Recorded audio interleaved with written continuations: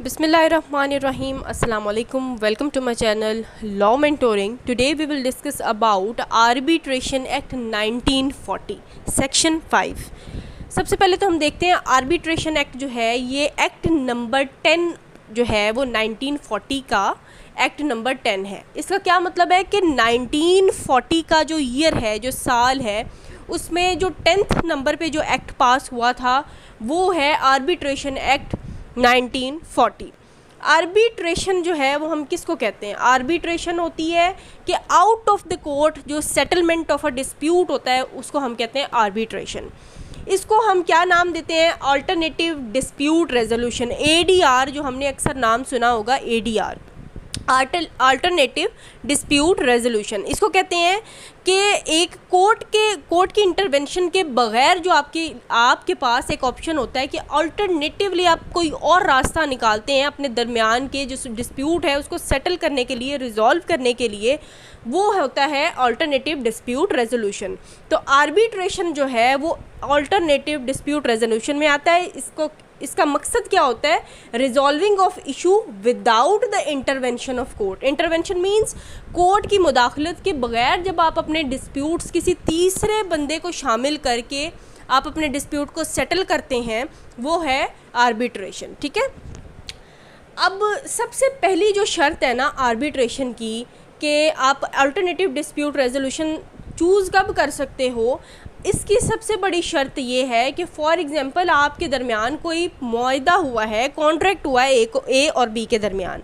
अगर वो अपने कॉन्ट्रैक्ट में एक क्लॉज ऐड कर लेते हैं कि अगर हमारे दरमियान किसी किस्म का कोई डिस्प्यूट अराइज होगा तो हम कोर्ट नहीं जाएंगे, हम कोर्ट की इंटरवेंशन के बगैर किसी थर्ड पार्टी को अपना आर्बिट्रेटर मुकर्रर करेंगे और वो हम दोनों के दरमियान डिस्प्यूट अराइज होने वाले डिस्प्यूट का जो है वो फैसला करेगा और उसके फैसले को ही हम दोनों तस्लीम कर लेंगे। ये होता है आर्बिट्रेशन, जिसमें कोर्ट की इंटरवेंशन नहीं होती। पार्टीज़ अपने कॉन्ट्रैक्ट में ऑलरेडी ये क्लॉज ऐड कर देते हैं कि अगर इन फ्यूचर हमारे दरमियान कोई डिस्प्यूट अराइज होगा तो उसका फ़ैसला हम दोनों जो मिलकर एक आर्बिट्रेटर मुकर्रर करेंगे उसका फ़ैसला वो करेगा। आर्बिट्रेटर एक भी हो सकता है, एक से ज़्यादा भी हो सकते हैं। अब आते हैं स्ट्रेट अवे अपने टॉपिक पर, सेक्शन नंबर 5। सेक्शन 5 जो है वो क्या है? अथॉरिटी ऑफ अपॉइंटेड आर्बिट्रेटर और umpire irrevocable except by leave of court. अब वो क्या कहते हैं कि आर्बिट्रेटर है या एम्पायर है, अगर वो अपॉइंट हो चुका था, बाद में अगर आपने उसकी अथॉरिटी को रिवोक करना है, रिमूव नहीं करना, रिवोक करना है। रिवोक में और रिमूव में फ़र्क है, ये मैं अभी आपको बताती हूँ। अगर उसकी अथॉरिटी को, आर्बिट्रेटर या एम्पायर की अथॉरिटी को रिवोक करना चाहते हैं तो वो कैसे होगा? By the leave of court. Court की इजाज़त के साथ आप उसको रिवोक कर सकते हैं। इसकी एक और कंडीशन भी है, एक और कंडीशन में भी इसको हम रिवोक कर सकते हैं, वो मैं आपको आगे डिटेल में बताती हूँ। सबसे पहले हम इस बात पे आते हैं कि रिवोक का क्या मतलब होता है, रिमूव का क्या मतलब होता है। रिवोक का मतलब होता है आप उस केस में उसकी अथॉरिटी को ख़त्म कर रहे हैं। ठीक है। रिमूव का मतलब ये होता है कि एक पर्सन है जो कि आर्बिट्रेटर मुकर्रर किया जा सकता है, उसके अंदर वो क्वालिटीज़ हैं जो कि आर्बिट्रेटर मुकर्रर किया जा सकता है। अगर किसी ऐसे पर्सन को रिमूव कर दिया जाए तो वो दोबारा किसी भी केस में आर्बिट्रेटर के तौर पे काम नहीं कर सकता। और अगर रिवोक किया जा रहा है उसकी अथॉरिटी को किसी केस में, तो इट्स मीन कि उसको स्पेसिफिक केस में उसकी अथॉरिटी को रिवोक किया जा रहा है, वो दोबारा इन फ्यूचर किसी और केस में एज अ आर्बिट्रेटर जो है वो काम कर सकता है। तो ये फ़र्क है रिमूव में और रिवोक में। रिमूव जब उसको कर दिया जाता है तो फिर वो इन फ्यूचर किसी भी केस में एज एन आर्बिट्रेटर जो है वो काम नहीं कर सकता। दूसरी जो है इसमें हमने दो डेफिनेशंस हमने देखनी है, आर्बिट्रेटर कौन होता है और अंपायर कौन होता है।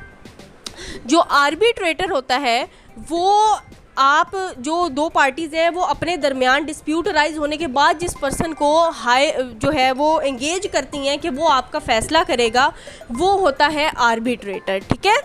आर्बिट्रेटर मींस जो आपके डिस्प्यूट अराइज होने के बाद आपके केस में फ़ैसला करने के लिए आप जिसको चूज़ करते हैं वो आर्बिट्रेटर होता है। वो एक से एक भी हो सकता है, वो एक से ज़्यादा भी हो सकते हैं। ठीक है। अंपायर क्या होता है? अंपायर ये होता है कि जब फॉर एग्ज़ाम्पल अगर दो आर्बिट्रेटर है, दोनों ही, एक आर्बिट्रेटर एक फ़ैसले के हक़ में और दूसरा आर्बिट्रेटर जो है वो दूसरे फ़ैसले के हक़ में है। ठीक है। फिर क्या होगा? फिर वो आर्बिट्रेटर जो आगे जिस पर्सन को अंपायर मुकर्रर करेंगे कि वो जो है वो फैसला कर सके उस डिस्प्यूट का जहाँ पर आर्बिट्रेटर आकर जो है वो रुक गए हैं, स्टॉप हो गए हैं। क्योंकि आर्बिट्रेटर अगर 4 हैं फॉर एग्जांपल और फैसला इवन नंबर्स में आ जाता है, इवन नंबर का क्या मतलब है, विच इज़ डिविजिबल बाय 2। जैसे 2 आर्बिट्रेटर हैं, एक पर्सन एक फैसला करने का सोच रहा है, दूसरा आर्बिट्रेटर कहता है नहीं ये फैसला होना चाहिए। 4 आर्बिट्रेटर अगर हैं, 2 कहते हैं ये फैसला होना चाहिए, 2 कहते हैं ये फैसला होना चाहिए। फिर जो आर्बिट्रेटर आगे जिस पर्सन को मुकर्रर करेंगे कि वो जो भी उन दोनों फैसलों में से किसी को चूज़ करे, वो जिसके साथ हो जाएगा वो फैसला हो जाएगा, ठीक है।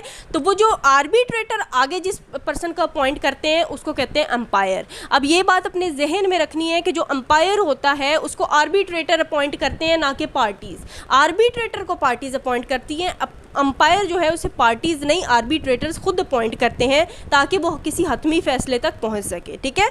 ये तो थी सारी डेफिनेशंस। अब आ जाते हैं हम सेक्शन 5 में। सेक्शन 5 में revocation of authority of arbitrator और अंपायर जो है इनकी बात की है कि अगर इनको रिवोक करना है इनकी अथॉरिटी को, मीन्स उस केस में इनकी अथॉरिटी ख़त्म करनी है, कोई नया आर्बिट्रेटर अपॉइंट करना चाहते हैं, तो उसका प्रोसीजर क्या होगा, किस तरीके से होंगी। सबसे पहले तो जनरल रूल जो है इसका हम देख लेते हैं कि generally it is a settled principle कि अथॉरिटी ऑफ आर्बिट्रेटर या एम्पायर जो है वो इर्रिवोकेबल है।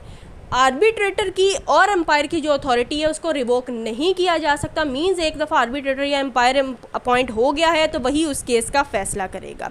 बट इसमें एक्सेप्शंस भी हैं जिसमें आपको सर्टेन ग्राउंड्स जो हैं वो कोर्ट के सामने पेश करने पड़ते हैं कि इन ग्राउंड्स पर हम चाहते हैं कि आर्बिट्रेटर या एम्पायर जो है इसकी अथॉरिटी रिवोक करके कोई नया आर्बिट्रेटर अपॉइंट कर दिया जाए by the court. General rule था कि इनकी अथॉरिटी को रिवोक किया ही नहीं जा सकता, इनकी अथॉरिटी इर्रिवोकेबल है। लेकिन एक्सेप्शंस जो हैं वो 2 इस सेक्शन में बताई गई हैं। वो क्या है, by the leave of court. सबसे पहले तो आप कोर्ट की इजाज़त के साथ जो है इसको आर्बिट्रेटर या अंपायर को कोर्ट की इजाज़त के साथ आप रिप्लेस कर सकते हैं, उसकी अथॉरिटी को रिवोक कर सकते हैं जो ऑलरेडी अपॉइंटेड थे, ठीक है। दूसरा क्या है इसमें exception, expressly mentioned in arbitration agreement या contrary intention present in the arbitration agreement. आपका जो आर्बिट्रेशन एग्रीमेंट था, जैसे मैंने आपको पहले बताया कि जो आप ए और बी के दरमियान अगर कॉन्ट्रैक्ट हुआ है उसमें ही एक क्लॉज ऐड कर लेते हैं वो कि कल को अगर हमारे दरमियान कोई डिस्प्यूट राइज होगा तो वो अल्टरनेटिव डिस्प्यूट रेजोल्यूशन के थ्रू हम रिजॉल्व करेंगे। एक तो उसी कॉन्ट्रैक्ट में क्लॉज ऐड कर ली जाती है। उसके अलावा एक और भी तरीका होता है कि आप सेपरेटली एक आर्बिट्रेशन एग्रीमेंट जो है वो बना लें दोनों पार्टीज़ कि हमारे दरमियान जो है कल को डिस्प्यूट राइज होगा तो ये वाला जो हमारा है ना आर्बिट्रेशन का एग्रीमेंट, ये जो है ये प्रिवेल करेगा, इसको हम दोनों पार्टीज़ मिलके परस्यू करेंगे और आर्बिट्रेटर हम दोनों के दरमियान फैसला करेगा।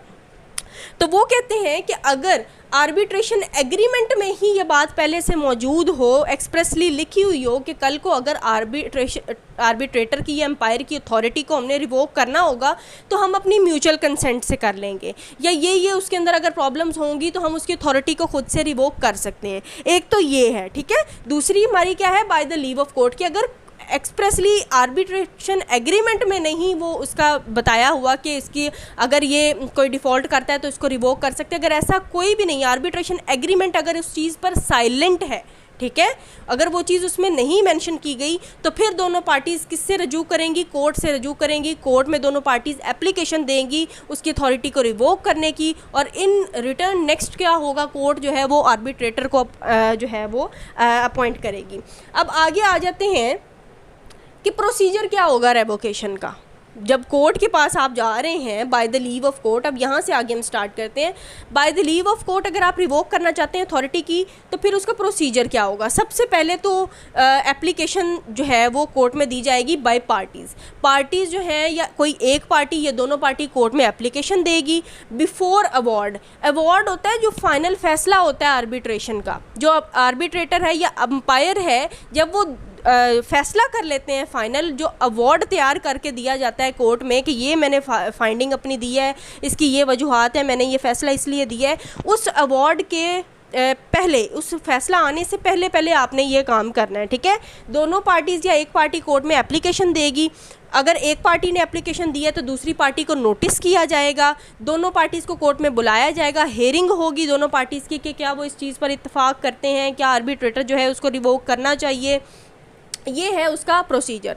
जब वो कोर्ट में आ जाती हैं तो फिर जो पार्टीज़ ने ग्राउंड्स देने होते हैं, क्योंकि ऐसे ही बिला वजह तो किसी की अथॉरिटी को रिवोक नहीं किया जा सकता, जैसे कि हमने जनरल रूल में पढ़ा था कि उसकी अथॉरिटी जो है वैसे वो जनरली इरिवोकेबल ही है, ठीक है, तब तक अनटिल एंड अनलेस उसमें कोई किसी किस्म का डिफेक्ट ना आ जाए, कोई वो ऐसे ग्राउंड्स ना पैदा करते जिसकी बिना पर उसको तब्दील किया जा सके। तो ग्राउंड्स पार्टीज़ क्या देंगी कोर्ट में कि या तो वो मेंटल इनकैपेसिटी है, उसमें मेंटली वो अनस्टेबल है, वो इस काबिल नहीं है कि वो दो पार्टीज़ के इतने इंपॉर्टेंट जो है वो डिस्प्यूट उसका कोई फ़ैसला कर सके। दूसरी चीज़ है वो मिसकंडक्ट करता है। मिसकंडक्ट में अब दो तरह के मिसकंडक्ट आ सकते हैं, एक तो पर्सनली जो वो मिसकंडक्ट कर रहा होता है, दूसरी चीज़ ये है कि अगर वो लीगल मिसकंडक्ट करता है, जैसे वो किसी पार्टी से वो ब्राइब ले रहा है, किसी पार्टी के साथ है, या जैसे कि ये बाइस्ड में आ गया कि अगर वो बाइस्ड है ना, जो आर्बिट्रेटर है या एम्पायर है वो बाइस्ड है, वो इम्पार्शियल नहीं है, वो पार्शियल होके फैसला कर रहा है, किसी एक पार्टी का साथ दे रहा है, तो तब भी ये ग्राउंड है कि उसको रिवोक किया जा सकता है उसकी अथॉरिटी को। अनरीजनेबल डिले, अगर वो फैसला करने में अनरीजनेबल डिले कर रहा है, बिला वजह वो बात को तूल दे ही जा रहा है और बिला वजह वो जो है वो अपना अवार्ड जो है वो प्रिपेयर करके सबमिट नहीं कर रहा, किसी हतमी फैसले तक नहीं पहुंच रहा और डिले करी जा रहा है, तो ये भी उसका एक ग्राउंड है। उसके बाद वो मॉरली करप्ट है। मॉरली करप्ट में क्या आ सकता है, यही कि वो ब्राइब लेता है या इस तरीके का कोई भी अगर वो मिसकंडक्ट करता है तो ये मॉरली करप्ट में आ जाएगा। इसके अलावा भी जो हैं वो ग्राउंड्स और भी ग्राउंड्स मौजूद हैं, आप वो भी इसमें एड अप कर सकते हैं। अब आ जाते हैं लास्ट हेडिंग पे। लास्ट हेडिंग है नॉन अपीलेबल। ये जो ऑर्डर होता है ना कोर्ट का कि जी आपकी आर्बिट्रेटर और अंपायर की अथॉरिटी को रिवोक कर दिया गया है, इस ऑर्डर के खिलाफ आप अपील नहीं कर सकते। लेकिन जहाँ पर अपील नहीं लाई करती वहाँ पर क्या लाई करती है, वहाँ पर रिवीजन लाई करती है। तो ये ऑर्डर जो है ये अपीलेबल नहीं है, यहाँ पर अपील नहीं हो सकती इस ऑर्डर के खिलाफ, लेकिन रिवीजन फाइल की जा सकती है इस ऑर्डर के खिलाफ। So this was all about our today's lecture. Thanks for watching the video, and if you like the video then don't forget to like, share and comment. Thank you so much.